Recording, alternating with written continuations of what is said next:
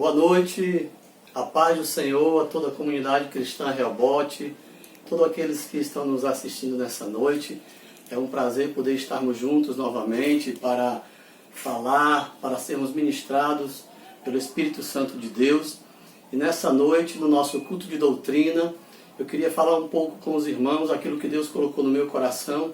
Espero que o seu coração também possa ser inundado por essa graça e esse favor de Deus em nossas vidas. No nome de Jesus. Amém. Glória a Deus. Amados, primeiramente eu gostaria de fazer um pedido a todos os irmãos de uma forma carinhosa. O tema que nós vamos falar hoje, os textos que nós vamos falar nessa noite, ele vai requerer de nós a Bíblia Sagrada. Então, eu queria que você fosse buscar a sua Bíblia, que você tivesse com ela nas suas mãos, porque o que nós vamos falar nessa noite, o Espírito Santo vai ministrar no teu coração, mas eu queria que você estivesse com a Bíblia Sagrada, acompanhando os textos e acompanhando conosco o que o Senhor vai falar nessa noite. Em nome de Jesus, vá lá pegar a sua Bíblia, pegue um caderno, um papel, uma caneta, que você possa anotar os textos e as referências que nós vamos falar nessa noite, porque é muito importante para as nossas vidas, diz respeito a toda a nossa história, a tudo que nós somos hoje. Nós vamos falar neste assunto e eu gostaria da sua colaboração. Eu vou esperar um pouco enquanto você pega a sua Bíblia. Amém? Glória a Deus.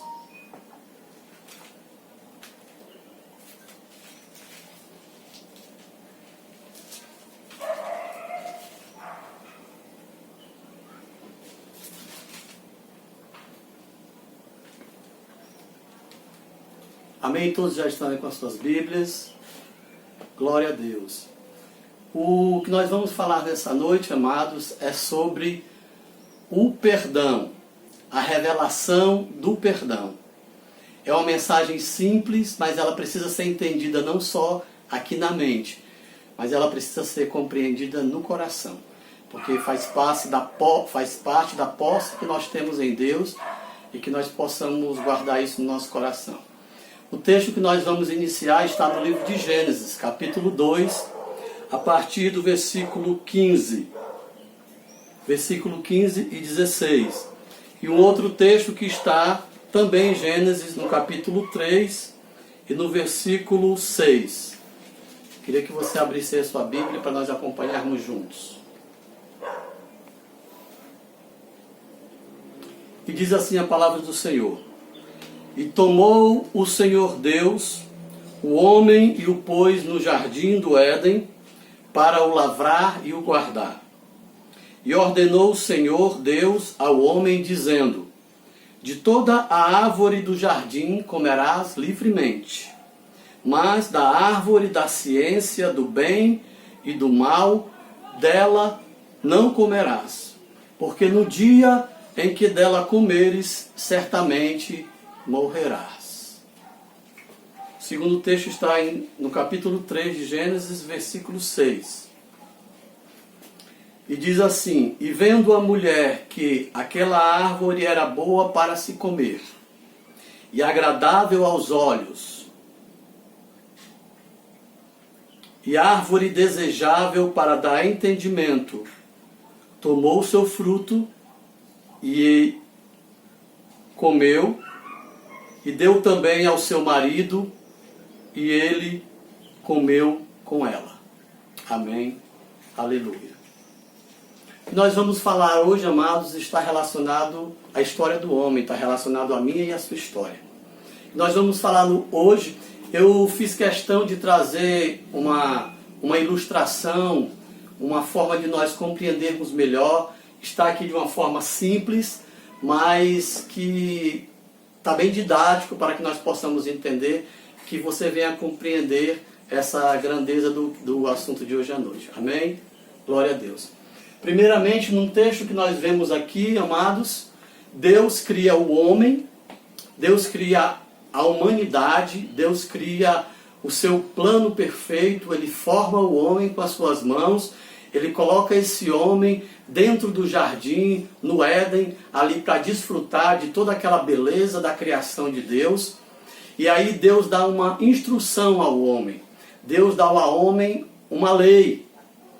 onde ele poderia comer de todas as árvores do jardim, mas da árvore do conhecimento do bem e do mal ele não poderia comer. Porque se ele comesse dessa árvore, certamente ele morreria. Essa era a lei, a instrução que Deus havia dado ao homem. Então ele tinha liberdade de comer de todas as árvores, mas daquela árvore ele não podia comer. Acontece, amados, que o homem não observou essa instrução de Deus e ele acabou comendo do fruto da árvore que o Senhor disse para não comer. E a partir daquele momento que ele come aquele fruto e desobedece a Deus, o homem ali sendo seduzido pela serpente, a mulher sendo seduzida pela serpente, que é o diabo, eles comem do fruto e assim eles cometem um pecado, uma transgressão. Então, na primeira ilustração, irmãos, nós estamos vendo isso aqui. Uma dívida foi contraída. Agora o homem, por comer e desobedecer a Deus, ele contrai uma dívida. E essa dívida é contraída não só contra Deus, mas contra todo o cosmos, contra toda a criação, contra toda a criação da terra e contra toda a criação do céu. Porque ali, amados, quando Adão comete aquele pecado e transgride a lei, ele está sobre os olhos de toda a criação. E assim agora tem uma dívida para ser paga. E ali todo o universo presenciou aquele erro e aquele pecado. Agora o homem está numa situação muito difícil. Então, amados, Adão foi o princípio da criação. Ele era o início de toda a história humana. Ele era o início de toda a criação. Depois deles viriam muitos outros descendentes. E foi isso que aconteceu. Quando Adão pecou, logo com ele, toda a criação nasceria pecadora também. Está escrito no livro de Romanos 3:23, e eu gostaria que você acompanhasse aí na sua Bíblia. É um texto muito conhecido, mas eu gostaria que você acompanhasse, porque aqui tem verdades, irmãos, maravilhosas. Porque todos pecaram e destituídos estão da glória de Deus. Então, Adão pecou, consequentemente, todos pecaram. Todos transgrediram. A Bíblia diz, não há nenhum justo sequer. Nenhum. Ou seja, a partir do primeiro Adão, a partir do primeiro homem, todos os outros que viriam depois deles estariam sendo transgressores, estariam sendo pecadores. E assim, amados, agora se faz presente um abismo entre nós e Deus. Se faz um abismo que separa nós de Deus. E ele diz, destituídos estão da glória de Deus. Ou seja, afastados estão da presença de Deus. Afastados estão da oportunidade da comunhão intensa diante da face de Deus novamente. Então agora existe um abismo, nós estamos do lado de cá e Deus está do outro lado e já não podemos transpor esse abismo por nós mesmos. Porque agora nós somos transgressores. Agora nós somos pecadores. E assim, agora, um problema, uma questão se coloca no universo. Deus criou o homem com toda a perfeição, com toda a sua excelência, e essa criação, que é o homem, agora está afastado de Deus e da sua presença. Nós vemos então, amados, que agora todos os seres, potestades, principados, altura, poderes, todos eles observaram esse pecado. E aí, irmãos, aquele que é, a Bíblia chama de o acusador, que é a antiga serpente, a mesma que seduziu Eva, nesse dia, a comer do fruto e a desobedecer a Deus. O próprio Satanás agora ele chega diante de Deus e ele vai requerer de Deus justiça. Não só ele, mas toda a eternidade, todos os anjos, todos os principados, todas as autoridades vão requerer que a lei seja cumprida, que a justiça seja executada.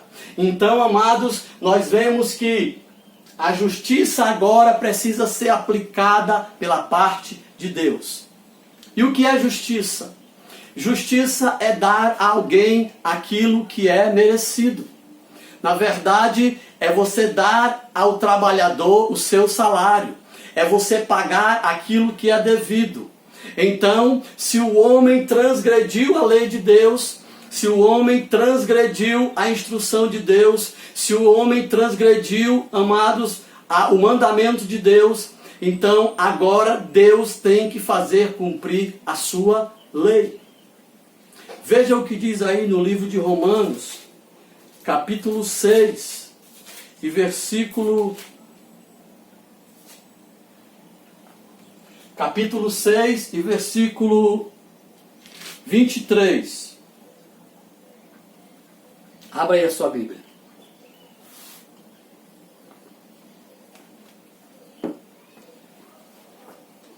Está escrito assim: porque o salário do pecado é a morte, ou seja, o pagamento de Adão, do primeiro homem, pela transgressão será a morte. É exatamente isso, amados, que Satanás, o acusador das nossas almas, aquele que a Bíblia diz que nos acusa de dia e de noite diante do trono de Deus, ele que foi aquele quem seduziu Eva, seduziu o homem a transgredir as leis de Deus, ele agora se torna o sequestrador das nossas vidas. Ele, além de acusador, ele é o sequestrador. E ele requer de Deus agora que a justiça que ele prometeu lá no texto de Romanos 3, 23, que seja aplicada. Ou seja, a morte deve ser aplicada à criação de Deus, ao primeiro homem. Então, agora ele requer o cumprimento da lei, a morte. Aleluia. Amados, mas não só isso. Satanás, muito mais audacioso, ele sabe que o homem era o início da criação. Então ele requer a morte não somente de Adão, mas a morte de todos os outros que viriam a partir dele. E aí, amado, agora nós temos um problema. Nós temos uma dificuldade.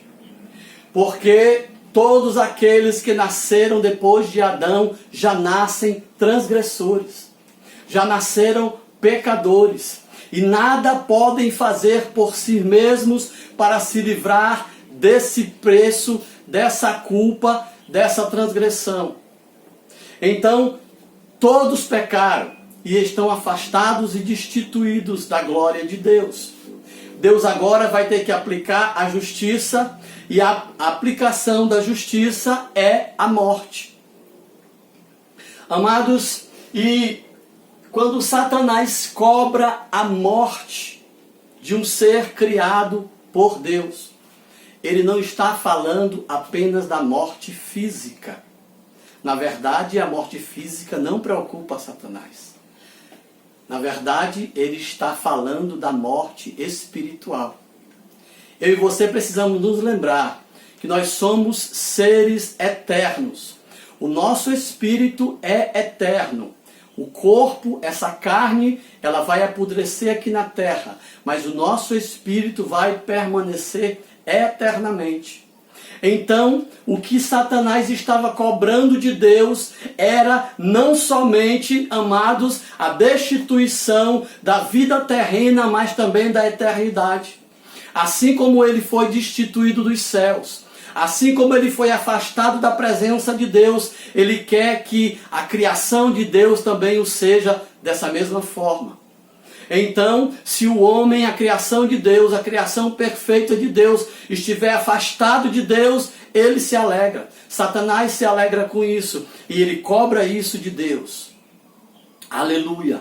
Então, amados, ele cobra de Deus o afastamento por toda a eternidade. E nós precisamos entender, amados, o conceito de eternidade. E certa vez alguém fez uma analogia, uma comparação a respeito de eternidade. E ele comparava a eternidade a uma corda. E eu queria exemplificar isso aqui. É como se a nossa vida, a nossa existência, a existência da nossa alma, que é eterna, ela estivesse representada por essa corda, por esse barbante. Essa parte amarela é a nossa vida. Essa parte é a nossa existência aqui na Terra. É a nossa existência aqui nesse tempo. A eternidade é o que se dá depois daqui. A eternidade é tudo isso que a gente não consegue contar. Era sobre isso que Satanás estava preocupado e era isso que ele queria de Deus. O afastamento do homem eternamente. Irmãos, não importa quanto tempo você tem vivido. Não importa quanto tempo da sua vida. Se 50, 70, 90 ou 120 anos. Isso não importa. Toda a sua vida está representada nessa pequena parte do barbante. Essa parte amarela. Toda a sua vida está aqui. Então, irmãos, tantas pessoas têm se preocupado, acordado e dormido, preocupado apenas com esse pedaço da sua vida. Enquanto que esquecem-se da eternidade. E é sobre isso que Deus tem nos alertado. É sobre isso que o Espírito Santo tem nos alertado. Que nós precisamos olhar não somente aqui, mas nós precisamos estar preocupados com a nossa eternidade. Porque a nossa eternidade, amados, é que vai determinar a nossa felicidade ou a nossa infelicidade. Os céus ou o Hades. O céu, o paraíso ou o inferno.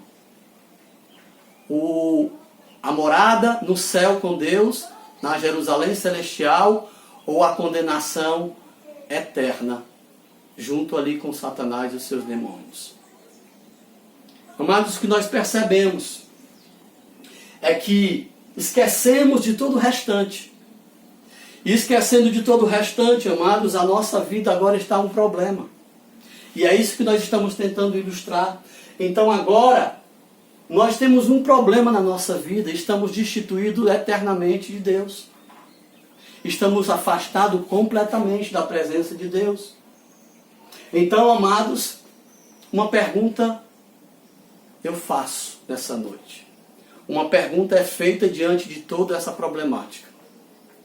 Deus poderia perdoar o homem e voltar a tudo que era antes? O que é que você acha?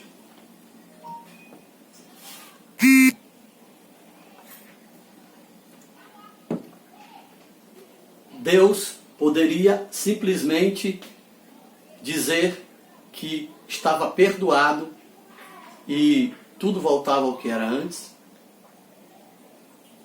Certamente não, amados. Certamente não. Por quê? Porque a Bíblia nos diz que o nosso Deus, Ele é um justo juiz. Um justo juiz que governa com equidade, que julga com justiça. Ou seja, Deus julga todos nós, terrenos ou criação celeste, julga todos nós debaixo da lei. E se a lei dizia que quem transgredisse essa lei morreria, Deus precisava, como justo juiz, aplicar a nossa sentença. E a nossa sentença era a morte eterna. Então, amados, só existia uma forma de nós podermos ter os nossos problemas resolvidos. E aí agora eu coloco uma situação para os irmãos, para que nós possamos compreender. A palavra perdão. A palavra perdão, ela não significa exatamente aquilo que nós estamos acostumados a mencionar. A palavra perdão, ela significa quitação. Ela significa quitação de uma dívida.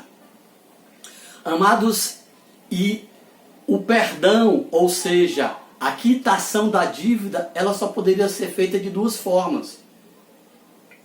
Uma, se a dívida fosse completamente paga aos seus credores. Ou seja, aqueles a quem nós transgredimos, não só a Deus, mas também todos os seres celestes, todos os seres da criação, ela teria que ser completamente paga para que o perdão, ou seja, a quitação da dívida fosse executada. Essa era a primeira forma. A segunda forma de isso acontecer, amados, era se a dívida ela fosse perdoada através da misericórdia. Aleluia. Ou seja, a misericórdia significa você assumir o prejuízo. Você assumir a perca que tem daquele negócio.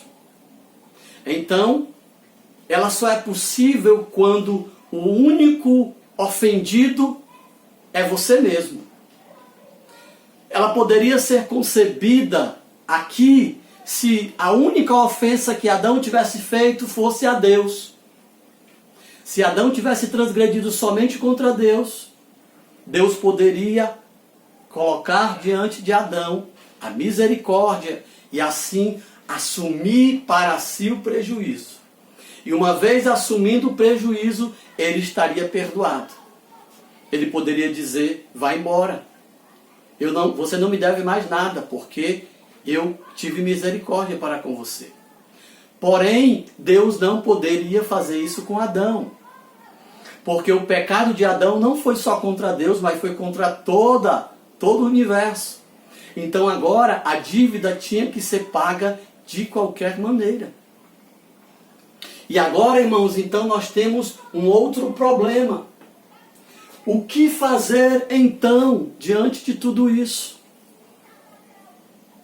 Nesse momento, amados, Deus usa da sua sabedoria. O tempo nessa terra estaria aplacado, mas a eternidade continuaríamos sendo prejudicados. Então, queridos, que Deus, na sua grande e infinita sabedoria, Ele faz com o homem uma aliança. Deus estabelece com o homem uma aliança e encontra a solução para o homem a quem Ele tanto ama, a quem Ele criou com tanto amor. Na aliança está estabelecida também uma lei. E Deus iria continuar sendo o justo juiz aplicando a lei. A lei está escrita agora no livro de Levítico, capítulo 25, e versículo 46 ao 49. Abra aí a sua Bíblia comigo. Levítico, capítulo 25.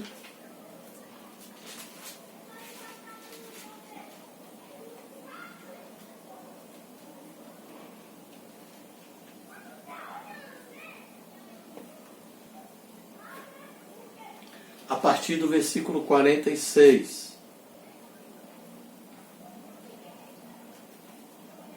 E possuí-lo-eis por herança para vossos filhos, depois de vós, para herdarem a possessão. Perpetuamente o fareis servir. Mas sobre vossos irmãos, os filhos de Israel, cada um sobre o seu irmão, não vos assenhorarei deles com rigor. E quando a mão do estrangeiro e peregrino que está contigo alcançar riqueza, e teu irmão que está com ele empobrecer, e se vender ao estrangeiro ou peregrino que está contigo, ou a raça da linhagem do estrangeiro, depois que se houver vendido, haverá resgate para ele. Um de seus irmãos o resgatará. Ou o seu tio, ou o filho do seu tio o resgatará. Um dos seus parentes, da sua família, o resgatará. Ou, se a sua mão alcançar riqueza, se resgatará a si mesmo. Aleluia. Nós temos então na lei agora, amados, estabelecido uma coisa. Se a pessoa, o Filho de Deus, se tornasse escravo de alguém, ele poderia ter a sua dívida paga através de um parente seu. Aleluia. Que Deus maravilhoso esse nosso, irmãos. Deus encontrou a saída. Deus encontrou a solução. Não fora da justiça, mas dentro da justiça e da lei.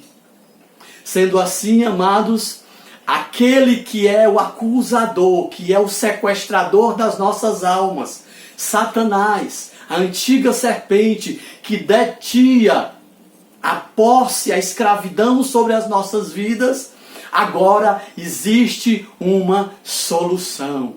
E a solução é a redenção a partir de um parente próximo. Aleluia. Sendo assim, queridos, nós estamos agora diante de um livramento de Deus. E nós olhamos, querido, tudo isso que nós falamos aqui e o que nós estamos tentando aplicar e ensinar. Talvez muitos de vocês possam dizer que eu já conheço isso. Talvez muitos de vocês possam dizer que já sabe de cor e salteado esse ensino. Mas eu tenho uma coisa para dizer, irmãos. Ainda assim, ainda hoje, no nosso meio, existem muitas pessoas que compreendem só de ouvir falar, mas não compreendem no coração. Não tomaram posse, queridos, dessa palavra. Não tomaram posse dessa herança. E assim nós temos hoje pessoas, amados, que estão sofrendo. Pessoas que estão capenga. Pessoas que estão com um peso muito grande, que estão no sofrimento, que estão angustiados, porque, amados, ainda se acham transgressores, ainda acham que estão levando um alto preço, ainda estão levando um fardo pesadíssimo. Aleluia. Mas eu glorifico a Deus pela palavra do Senhor, amados. Eu glorifico a Deus pela palavra do Senhor que nos abre o entendimento. Está escrito lá em Mateus capítulo 11, versículo 28. Eu queria que você abrisse aí. Jesus diz uma palavra maravilhosa.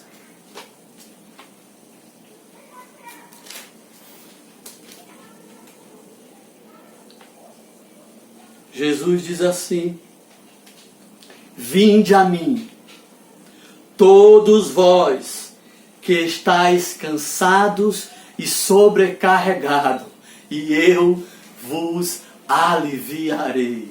Aleluia. Louvado seja o nome do Senhor.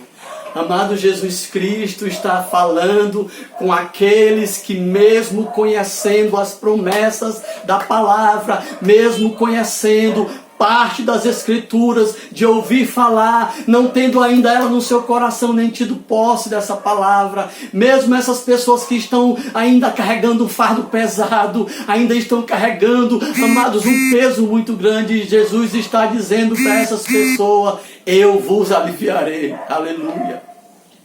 Amados, é interessante que Jesus, ele está aqui nesse versículo profetizando a respeito de um acontecimento que ainda estaria por acontecer na vida dele. E é sobre isso que eu queria falar com você, que você pudesse abrir o seu entendimento nessa noite, em nome de Jesus. Jesus estava falando que aliviaria o peso daquele que está sobrecarregado. nesse texto, Jesus estava profetizando. Aleluia. Amados, e agora nós percebemos que Jesus, ele traz o alívio. Nós percebemos agora que existe a solução de Deus para aliviar essa carga pesada. Aleluia.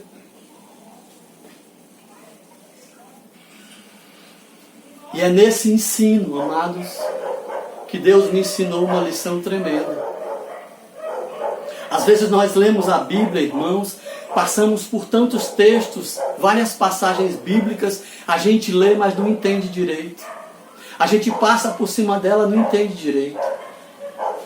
E isso aconteceu comigo. E todas as vezes que eu li esse texto, eu não entendia por que é que ele estava ali. Abra a sua Bíblia. No livro de Mateus 27, 32.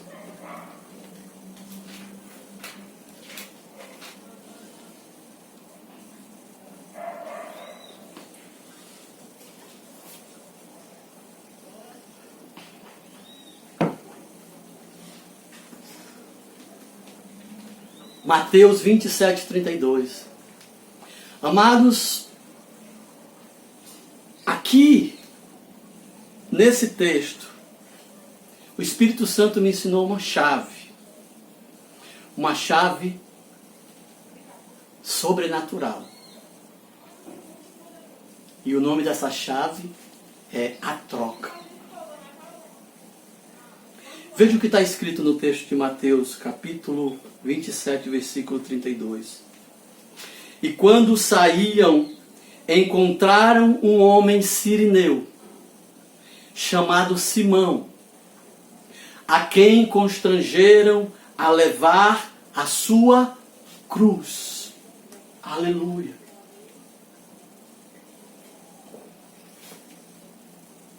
Aleluia. O texto diz, irmãos, a quem constrangeram a levar a sua cruz. Glorificado seja o nome do Senhor. Eu queria que você lesse comigo só esse último trecho. E eu queria te pedir para que você possa compreender o que eu estou falando. Que você pudesse ler comigo assim. A quem constrangeram, diga aí. A quem constrangeram a levar. Agora você vai trocar a sua cruz pela minha cruz. E você vai apontar assim para você, como uma didática, para você aprender hoje à noite a lição dessa noite. Vamos novamente. A quem constrangeram, diga aí. A quem constrangeram a levar a minha cruz. Aleluia. Louvado seja o nome do Senhor. É essa mesma cruz que muitos têm carregado como um peso que não conseguem suportar. É o que acontece aqui. A chave é uma troca. Amados, observem que nesse texto, o versículo 33, ele vai dizer assim: e chegando ao lugar chamado Gólgota. O que o Espírito Santo me ensinou, amado, aqui foi algo tremendo. A presença do sirineu, a presença desse homem que chega de repente no texto, de repente na Escritura. A presença dele chega e desaparece e ninguém sabe o que aconteceu. O texto não fala o que aconteceu. E aqui está a chave, o mistério de Deus para mim e para você nessa noite. Aqueles que estão sobrecarregados. Imagine aí, querido, que você recitou esse texto e você disse: a quem constrangeram a levar a minha cruz. Imagine aí que você está agora carregando, foi condenado, acabou de sair de um julgamento.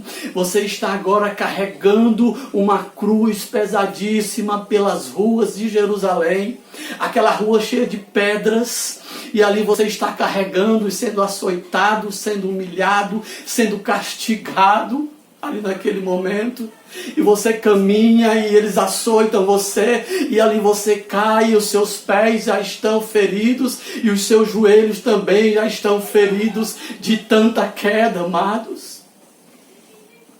E nesse momento agora você se imagina, queria que você imaginasse isso, alguém vem chegando próximo a você e esse alguém diz para você e ele toma a cruz dos seus ombros e disse: agora deixa que eu vou carregar a sua cruz. Aleluia.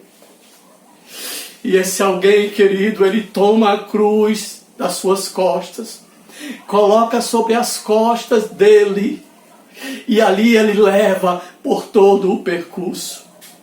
E esse alguém olha nos teus olhos e diz assim: você não precisa mais levar essa cruz, você não precisa mais pagar esse preço, eu irei pagar o preço por você. Aleluia.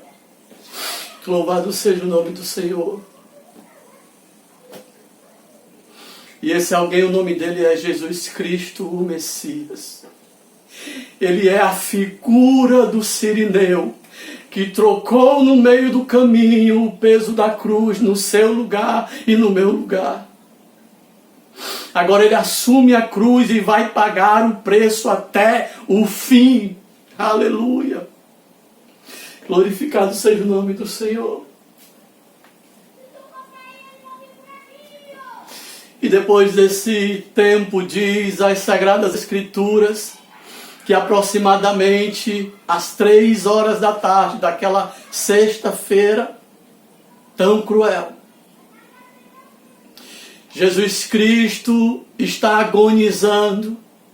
Ele olha para os céus e diz para Deus: está consumado. Senhor, em tuas mãos eu entrego o meu espírito. Aleluia. Diz a Bíblia Sagrada, amados, que naquele mesmo momento o chão tremeu. Houve um grande terremoto naquele lugar, os céus se escureceram. Vidas, homens, pessoas que estavam sepultadas ressuscitaram naquele dia, porque as covas se abriram. Diz também que o véu do templo se rasgou de alto a baixo.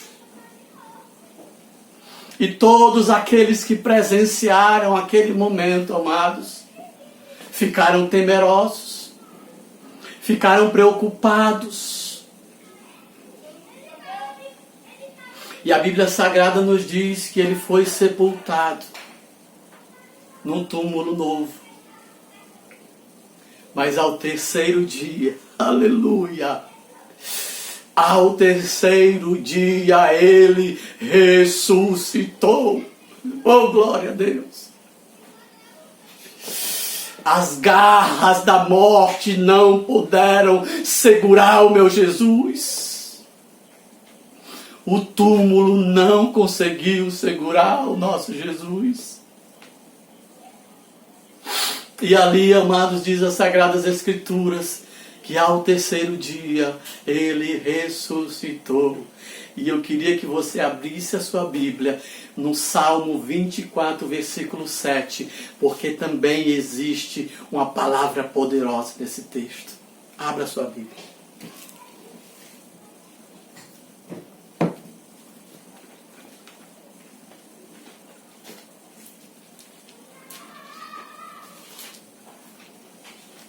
Salmo 24,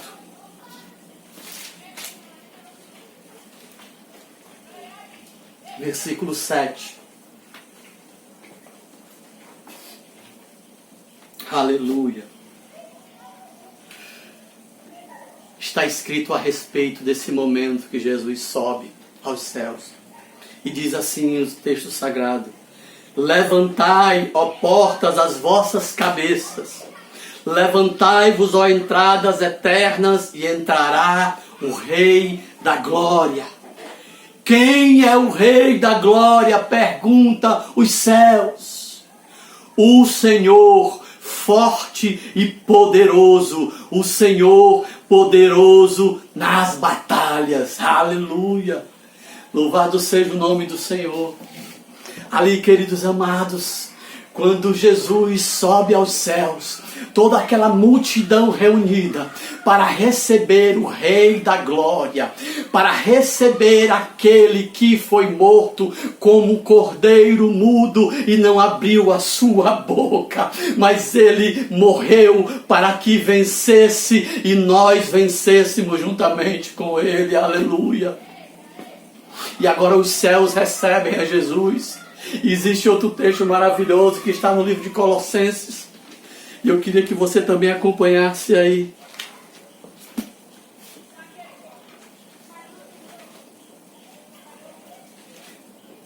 Colossenses capítulo 2.